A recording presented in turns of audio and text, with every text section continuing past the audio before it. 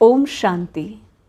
प्रातः मुरली 3 अक्टूबर 2023।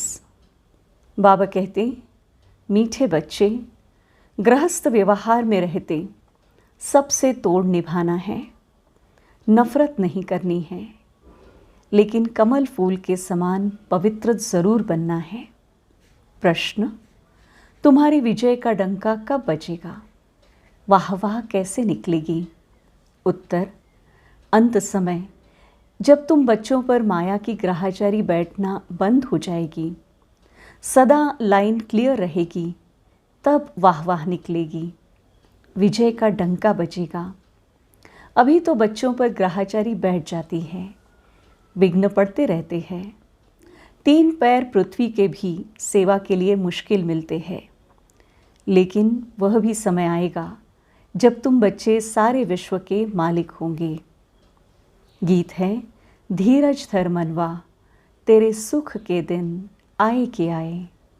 ओम शांति।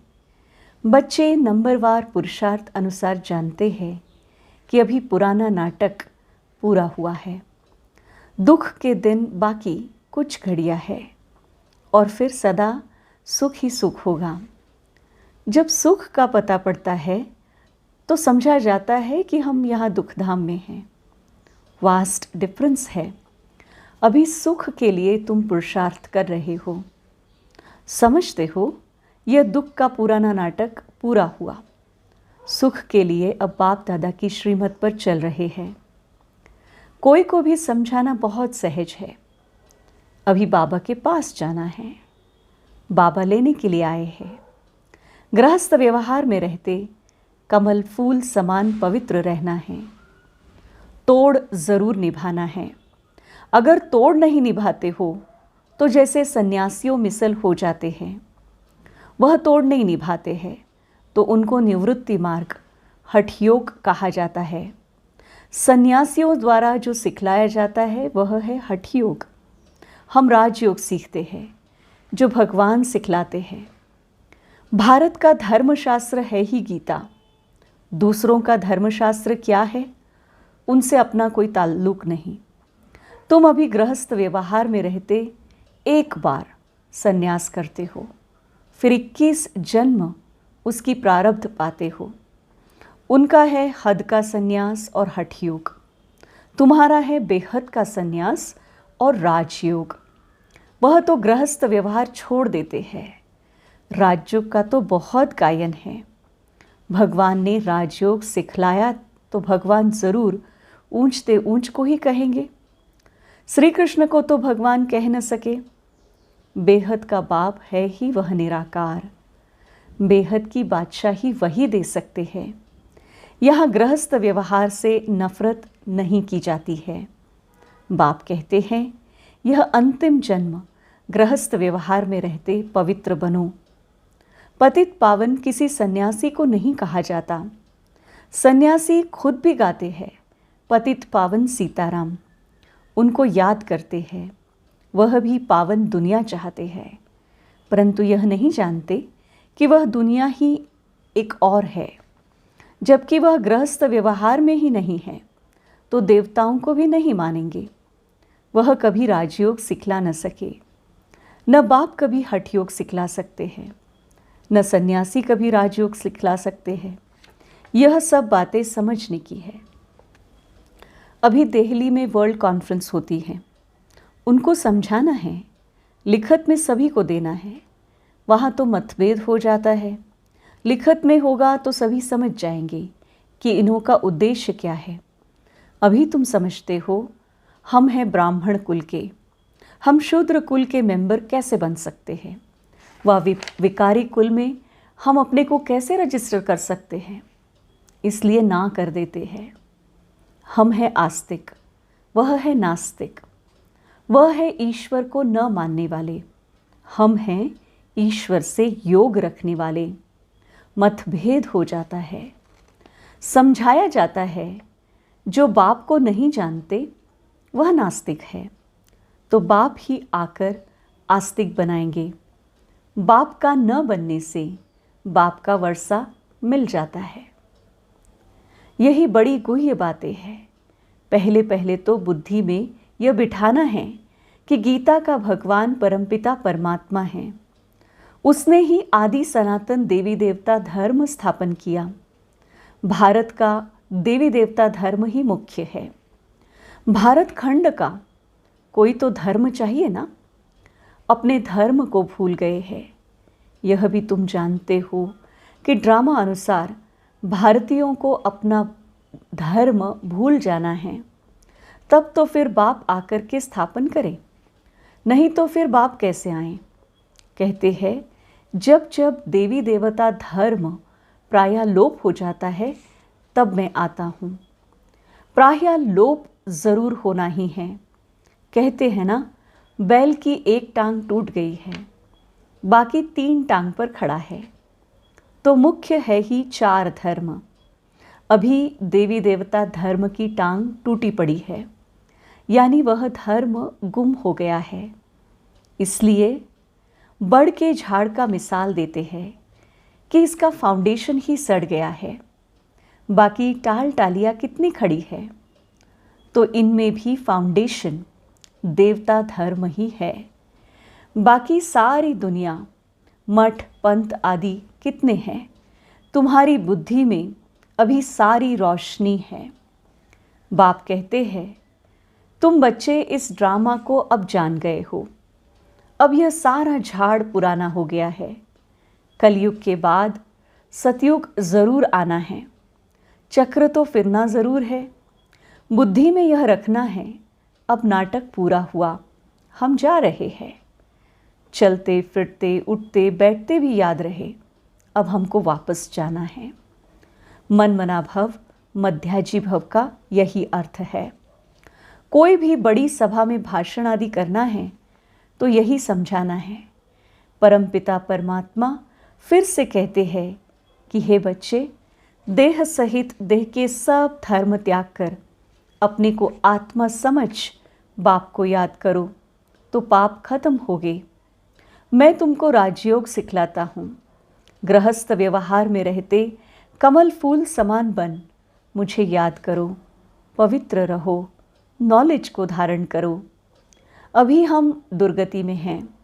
सतयुग में देवताएं सद्गति में थे, फिर बाप ही आकर सद्गति करते हैं। सर्वगुण संपन्न, 16 कला संपूर्ण, संपूर्ण निर्विकारी, यह है सद्गति के लक्षण। यह कौन देते हैं? बाप देते हैं। उनके फिर लक्षण क्या है? वह है ज्ञान के सागर, आनंद के सागर। उनकी महिमा बिल्कुल अलग है। ऐसे नहीं कि सब एक ही है। एक बाप के बच्चे सभी आत्माएं हैं। प्रजापिता के ही औलाद होते हैं। अब नई रचना रची जाती है। प्रजापिता की औलाद तो सब है, परंतु वे लोग इन बातों को जानते नहीं हैं। ब्राह्मण वर्ण है सबसे ऊंचा। भारत में ही वर्ण गाए जाते हैं। 84 जन्म लेने में इन वर्णों से पास करना होता है। ब्राह्मण वर्ण है ही संगम युग पर। तुम बच्चे अभी स्वीट साइलेंस में रहते हो। यह साइलेंस सबसे अच्छी है। वास्तव में शांति का हार तो गले में पड़ा हुआ है। चाहते तो सब है शांति घर में आ जाए, परंतु यह रास्ता कौन बताए? शांति के सागर के सिवाय तो कोई और बता न सके। टाइटल कितना अच्छा दिया हुआ है, शांति के सागर, ज्ञान के सागर। श्री कृष्ण तो स्वर्ग के प्रिंस है। वह है मनुष्य सृष्टि का बीज रूप। कितना रात दिन का फर्क है। कृष्ण को सृष्टि का बीज कह नहीं सकते। सर्वव्यापी का ज्ञान तो ठहर न सके। बाप की महिमा अपनी है। वह सदैव पूज्य है, कभी पुजारी नहीं बनते। ऊपर से पहले जो आते हैं वह पूज्य से पुजारी बनते हैं। पॉइंट्स तो ढेर सारी समझाई जाती हैं। एग्जीबिशन में कितने आते हैं, परंतु कोटों में कोई ही निकलते हैं, क्योंकि मंजिल बड़ी भारी है। प्रजा तो ढेर बनती रहेगी, माला में आने वाले दाने कोटों में कोई ही निकलते हैं। माला में आने वाले दाने कोटों में कोई ही निकलते हैं। नारद का भी मिसाल है। उनको कहा, तुम अपनी शक्ल देखो, लक्ष्मी को वरने के लायक हो? प्रजा तो बहुत बननी है, राजा फिर भी राजा है। एक एक राजा को लाखों प्रजा रहती है। पुरुषार्थ तो ऊंच करना चाहिए। राजाओं में भी कोई बड़ा राजा, कोई छोटा राजा है। भारत में कितने राजाएं थे। सतयुग में भी बहुत महाराजाएं होते हैं। यह सतयुग से लेकर चला आया है। महाराजाओं को बहुत प्रॉपर्टी होती है, राजाओं को थोड़ी कम होती है। यह है श्री लक्ष्मी श्री नारायण बनने की नॉलेज। उसके लिए ही पुरुषार्थ चलता है। पूछते हैं, लक्ष्मी नारायण का पद पाएंगे व राम सीता का? तो कहते हैं, हम तो लक्ष्मी नारायण का पद ही पाएंगे, माँ बाप से पूरा वर्षा लेंगे। यह तो वंडरफुल बातें हैं ना। और कोई जगह यह बातें हैं नहीं, न कोई शास्त्रों में हैं। अब तुम्हारी बुद्धि में तुम्हारी बुद्धि का ताला खुल गया है। बाप समझाते हैं, चलते फिरते ऐसे समझो हम एक्टर्स हैं। अब हमको वापस जाना है। यह याद रहे, इनको ही मनमना भव मध्याजी भव कहा जाता है। बाप घड़ी घड़ी याद दिलाते हैं, मैं तुमको वापस ले जाने आया हूँ। यह है रूहानी यात्रा। यह यात्रा बाप के सिवाय कोई करा न सके। भारत की भी बहुत महिमा करनी है। यह भारत होलीएस्ट लैंड है। सुख का, सर्व का दुख हरता और सुख करता, सबका सद्गति दाता एक ही बाप है। भारत उनका बर्थ प्लेस है। वह बाप सबका लिबरेटर है। उनका यहाँ भारत में बड़े से बड़ा तीर्थ स्थान है। भारतवासी भल शिव के मंदिर में जाते हैं, परंतु उनको पता नहीं है। गांधी को जानते हैं, समझते हैं वो बहुत अच्छा था, इसलिए जाकर उन पर फूल आदि चढ़ाते हैं, लाखों खर्च करते हैं। अब इस समय है ही उन्हों का राज्य, जो चाहे सो कर सकते हैं। यह तो बाप बैठ गुप्त धर्म की स्थापना करते हैं। यह राज्य ही अलग है। भारत में पहले पहले देवताओं का राज्य था। दिखाते हैं असुरों और देवताओं की लड़ाई लगी, परंतु ऐसी बातें तो है नहीं। यहाँ तो युद्ध के मैदान में माया पर जीत पाई जाती है। माया पर जीत तो ज़रूर सर्वशक्तिवान ही पहनाएंगे। बाबा ही रावण राज्य से छुड़ाकर राम राज्य की स्थापना करा रहे हैं। बाकी यहाँ लड़ाई आदि की कोई बात नहीं होती है। अभी देखेंगे तो सृष्टि में सर्वशक्तिमान इस समय क्रिश्चियन लोग हैं। वह चाहे तो सब पर जीत पा सकते हैं, परंतु विश्व के मालिक बन न सके। यह कायदा नहीं है। इस राज को तुम जानते हो। इस समय सर्वशक्तिवान राजधानी क्रिश्चियंस की है, नहीं तो उन्हों की संख्या कम होनी चाहिए, क्योंकि लास्ट में आए हैं। परंतु 3 धर्मों में यह धर्म सबसे तीखा है। सबको हाथ कर बैठे हैं, सबको हाथ कर बैठे हैं। यह भी ड्रामा बना हुआ है। इनके द्वारा ही फिर हमको राजधानी मिलनी है। कहानी भी है, 2 बिल्ले आपस में लड़े, मक्खन बीच में तीसरे को मिल जाता है, तो वह आपस में लड़ते हैं। मक्खन बीच में भारतवासियों को मिलना ही है। कहानी तो पाई पैसे की है। अर्थ कितना बड़ा है। मनुष्य कितने बेसमझ है। एक्टर होते हुए भी ड्रामा को नहीं जानते हैं, बेसमझ हो पड़े हैं। समझते भी गरीब है। साहूकार लोग कुछ भी नहीं समझते। गरीब निवास पतित पावन बाप गाया हुआ है, अब प्रैक्टिकल में पार्ट बजा रहे हैं। बड़ी बड़ी सभाओं में तुमको समझाना है। विवेक कहता है कि धीरे धीरे वाह वाह निकलेगी, लास्ट मोमेंट में डंका बजना है। अभी तो बच्चों पर ग्रहाचारी बैठती है, लाइन क्लियर नहीं है, विघ्न पड़ते रहते हैं। यह भी ड्रामा अनुसार पढ़ते रहेंगे। जितना पुरुषार्थ करेंगे उतना ऊंच पद पाएंगे। पांडवों को 3 पैर पृथ्वी के नहीं मिलते थे। अभी का ही गायन है, परंतु यह किसी को पता नहीं है कि वही फिर प्रैक्टिकल में विश्व के मालिक बने। तुम बच्चे अब जानते हो, इसमें अफसोस नहीं किया जाता। कल्प पहले भी ऐसे हुआ था। ड्रामा के पट्टे पर खड़ा रहना चाहिए, हिलना नहीं चाहिए। अब नाटक पूरा होता है, चलते हैं सुखधाम। पढ़ाई ऐसी पढ़नी है जो ऊंच पद पा लेंगे। अच्छा, मीठे मीठे सिके लधे बच्चों प्रति माता पिता बाप दादा का याद प्यार और गुड मॉर्निंग। रूहानी बाप की रूहानी बच्चों को नमस्ते।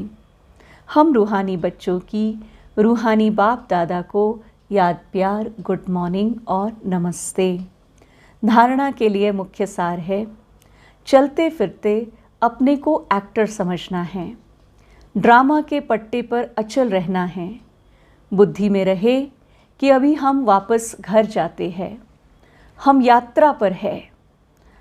दूसरी पॉइंट, सद्गति के सर्व लक्षण स्वयं में धारण करने हैं। सर्वगुण संपन्न 16 कला संपूर्ण बनना है।